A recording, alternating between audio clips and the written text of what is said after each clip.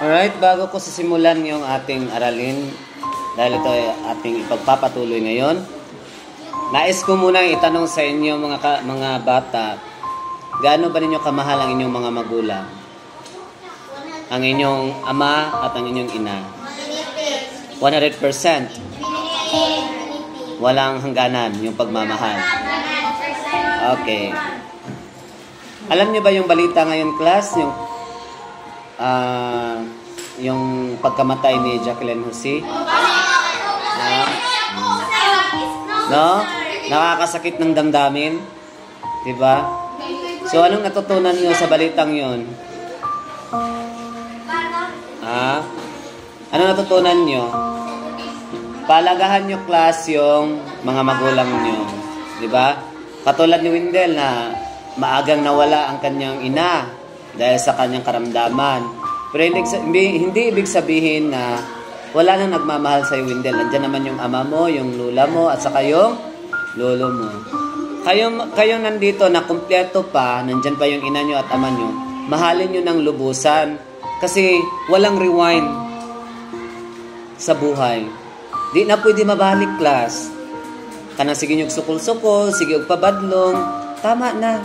Kung sa inyong buhaton, because we don't know our life ends, inyuhang ihatag ang, tama na nyo ingon, walang hangganang pagmamahal. Paano nyo pinapakita yan, class, sa inyong mga magulang? Nagatuman ba mo sa mga sugo o sa ilang mga sugo? Wala ba mo gabagutbut? Wala ba mo gabalibad? Wala ba mo gasukol-sukol? Oh, Vincent, paasa na ng kabaw dito tunga. Sa basa ka na, bahala ka diya pa. Uy, kainit. Gaya nga na, baka Vincent. Oh, very good. Ana, dili gani. Oh, Alex, panglaban na. Og duha ka, dagko kayong planggana. Bahala ka diha man. Napudpud na niya akong kamot. Sigig nilaba. Oh, gaana baka Alex. Oh, wala. Kasi, mahal nyo yung inyong mga magulang.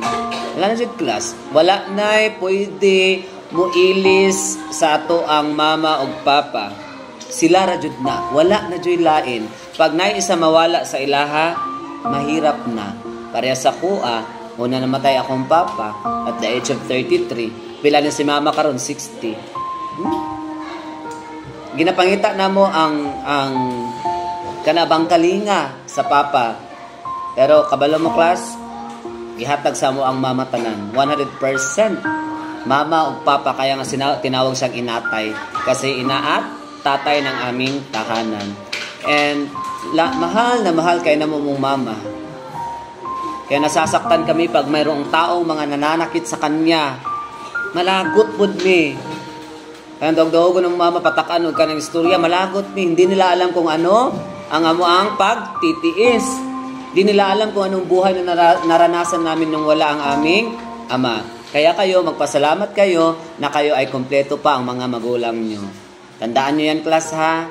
No matter what happens, class, pangalagaan nyo at irespeto nyo ng lubusan ang inyong mga magulang.